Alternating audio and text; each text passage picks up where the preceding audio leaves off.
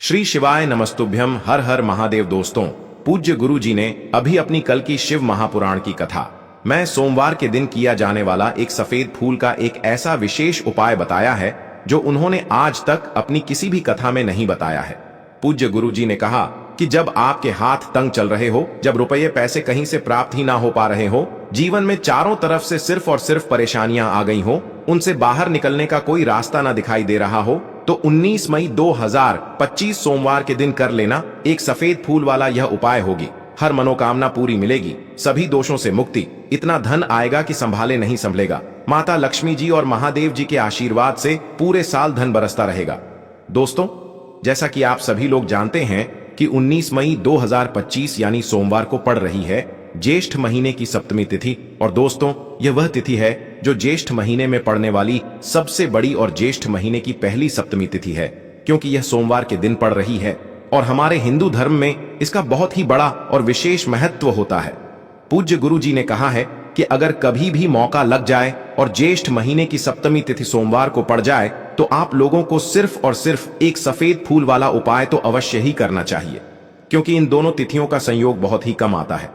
इसी के साथ दोस्तों, गुरु जी ने कहा है कि जब भी ज्येष्ठ महीने की सप्तमी तिथि पड़े तो आप लोगों को सिर्फ और सिर्फ एक सफेद फूल वाला उपाय तो अवश्य करना चाहिए। यह उपाय इतना खास है कि अगर आपने सही मुहूर्त पर सही क्रिया अनुसार एक सफेद फूल वाला यह उपाय कर लिया, जो प्राचीन काल के समय का महा उपाय है, तो मान के चलिए दोस्तों, महादेव जी के आशीर्वाद से आपके जीवन का कितना ही बड़ा दुख हो, उससे आपको मुक्ति मिल जाएगी।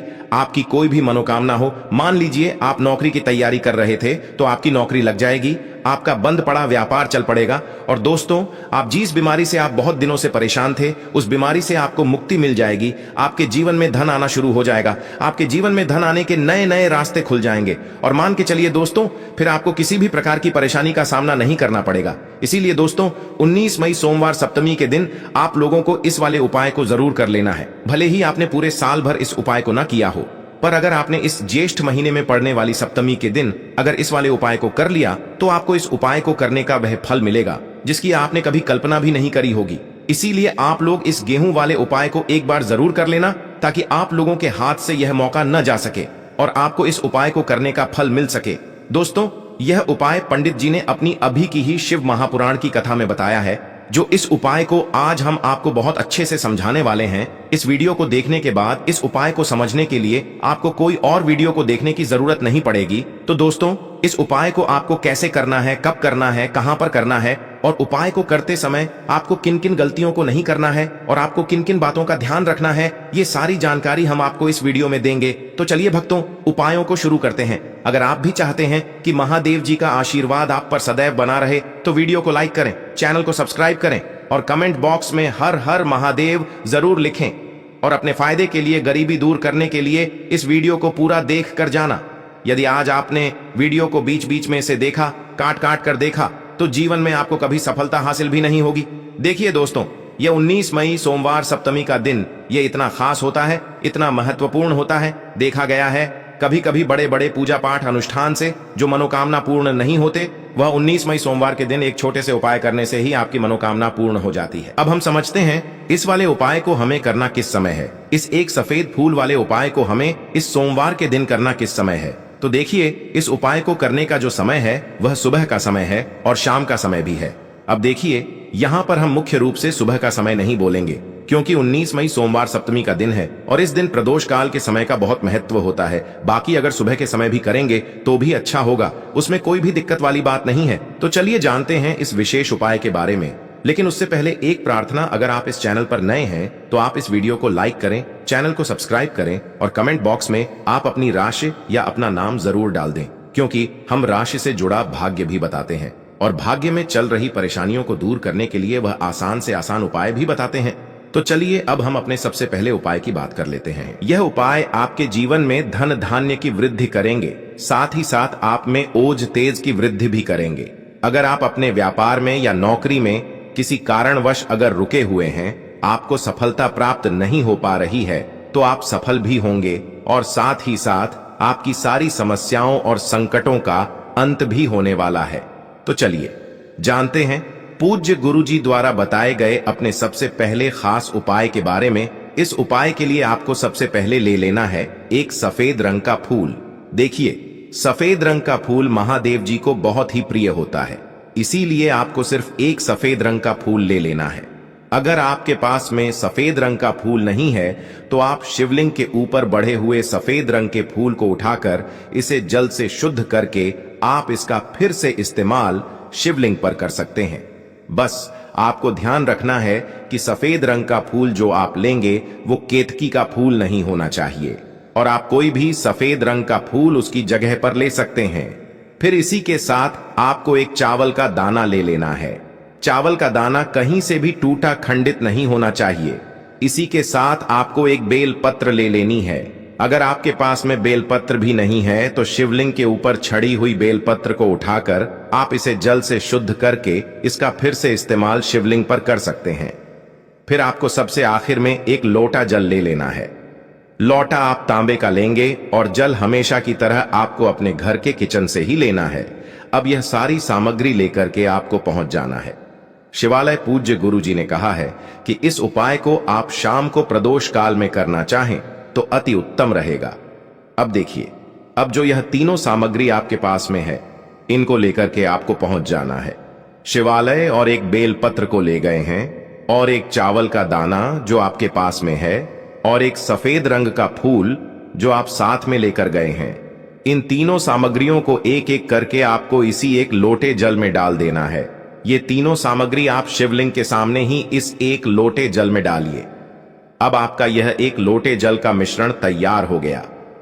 अब इस एक लोटे जल के मिश्रण को आप धीरे धीरे शिवलिंग के ऊपर समर्पित करते जाएंगे और लगातार ओम नमः शिवाय या श्री शिवाय नमस्तुभयम दोनों में से किसी भी एक मंत्र का आप स्मरण करते जाएंगे।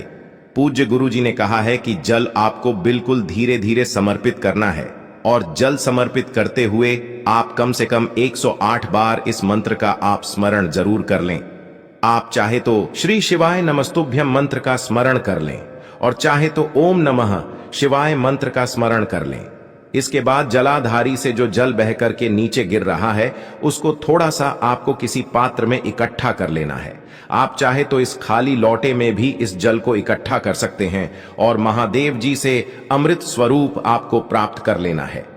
देखिए, महादेव जी से आपको बोल देना है कि हे मेरे महादेव, मेरे व्यापार में घाटा हो रहा है, मेरे जीवन में किसी भी प्रकार की सफलता मुझे प्राप्त नहीं हो पा रही है, धन धान की लगातार समस्या बनी रहती है, नौकरी सही से नहीं चल रही है, कुछ ना कुछ जीवन में परेशानियां लगातार बनी हुई हैं।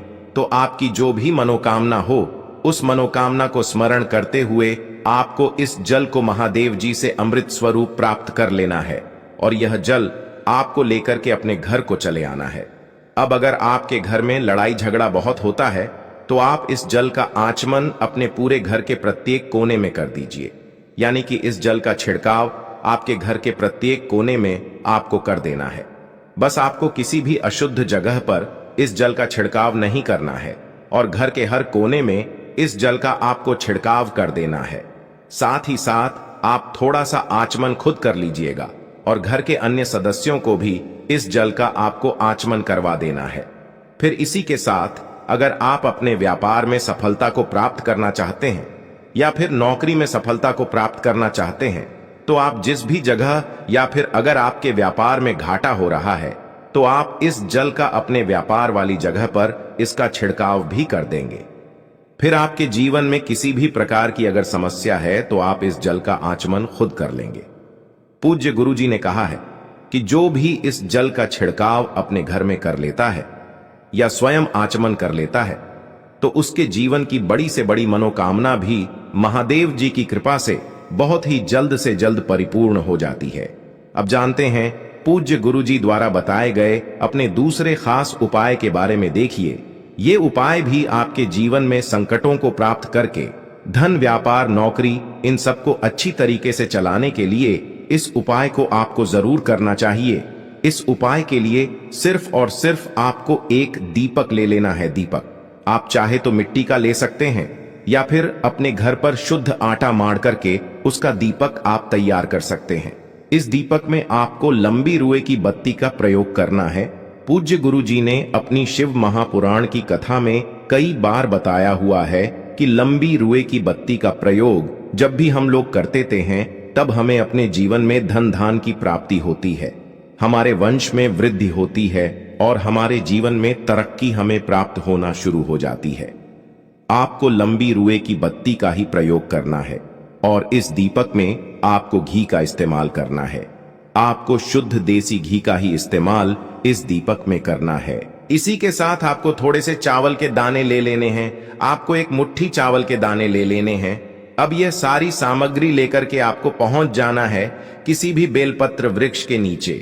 अब देखिए, दीपक जो आप लेकर गए हैं उसको सबसे पहले आप इस बेलपत्र वृक्ष के नीचे आपको रख देना है। अब ये चावल के दाने जो लेकर के गए हैं आपको वहीं पर बेलपत्र वृक्ष के आसपास जड़ में आपको कहीं पर इन चावलों को डाल देना है और इसी के ऊपर इस दीपक को आपको रख देना है। दीपक की बत्ती का जो मुख होगा वो उत्तर दिशा की तरफ होगा और उत्तर दिशा की तरफ रखते हुए आप इस दीपक को वहीं पर प्रज्वलित कर देंगे और फिर वहीं बेलपत्र वृक्ष के नीचे बैठकर कम से कम आपको 108 बार ओम नमः शिवाय या श्री शिवाय नमस्तुभ्यम दोनों में से किसी भी एक मंत्र का आपको स्मरण कर लेना है और आपके जीवन में चल रही धन धान की समस्या या व्यापार की समस्या को दूर करने के लिए आपको महादेव जी से प्रार्थना कर लेनी है। फिर वापस अपने घर को आपको चले आना है। पूज्य गुरु जी ने कहा है कि जो भी व्यक्ति इस उपाय को लगातार 5 सोमवार आपको करना पड़ेगा तभी आपको इस कार्य में सफलता प्राप्त होना शुरू होगी।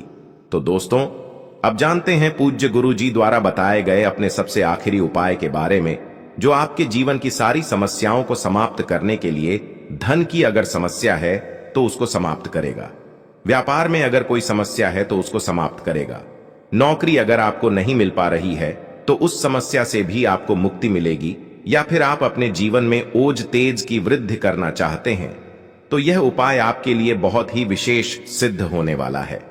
आपके जीवन की सारी समस्याओं का अंत करने के लिए इस उपाय को आप जरूर करिएगा।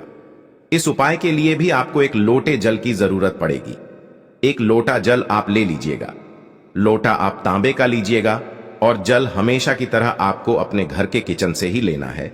फिर इसी के साथ आपको एक हरा साबुत मूंग का दाना ले लेना है। हरा साबुत मूंग का दाना जो होता है, जो खड़ा मूंग कहलाता है, वो आपको एक दाना ले लेना है। फिर इसी के साथ आपको एक चावल का दाना भी ले लेना है। चावल का दाना यानी कि अक्षर।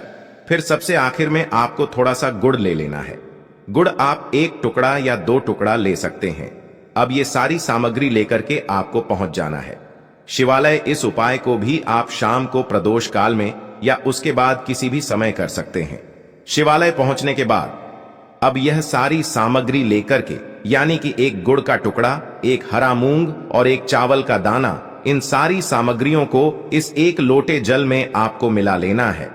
अब यह एक लोटे जल का जो मिश्रण तैयार हो गया है, अब शिवलिंग के सामने आपको बैठ जाना है और महादेव जी से अपनी समस्या को दूर करने के लिए सबसे पहले आपको प्रार्थना कर लेनी है। अगर आप धन धान की समस्या को दूर करना चाहते हैं तो उसके लिए प्रार्थना कर लीजिए। व्यापार की समस्या है, नौकरी की समस्या है, या घर में आपके गृह क्लेश या लड़ाई झगड़ा बहुत होता रहता है, तो उसको दूर करने की जो भी समस्या है उसको महादेव जी से एक एक करके आपको कह देना है। तो उसको दूर करने के लिए महादेव जी से प्रार्थना कर लीजिए और फिर यह एक लोटा जल आपको धीरे धीरे शिवलिंग के ऊपर समर्पित करते जाना है। समर्पित करते हुए आप कम से कम 21 बार, जितना भी आपके पास में समय मिले, आप ओम नमः शिवाय या श्री शिवाय नमस्तुभयम दोनों में से किसी भी एक मंत्र का आपको स्मरण कर लेना है। फिर थोड़ी देर वहीं शिवलिंग के सामने बैठकर महादेव जी से आपको प्रार्थना करनी है और फिर वापस अपने घर को चले आना है। पूज्य गुरु जी कहते हैं कि जो भी व्यक्ति इस उपाय को सोमवार के दिन अगर इस उपाय को कर लेता है तो उसके जीवन में ओज तेज की वृद्धि होती है, उसके जीवन के सारे संकटों का अंत होता है तथा उसको भी सुख, समृद्धि और वैभव की प्राप्ति होती है। तो दोस्तों, आपको यह वीडियो कैसा लगा कृपया कमेंट करें और पंडित प्रदीप मिश्रा के नए वीडियो पाने के लिए इस चैनल को सब्सक्राइब करें। स्वस्थ रह, मस्त रह। अगले वीडियो में फिर मिलेंगे। धन्यवाद। हर हर महादेव की है। तुलसी जी के पत्तों का बहुत ही चमत्कारिक उपाय देखिए।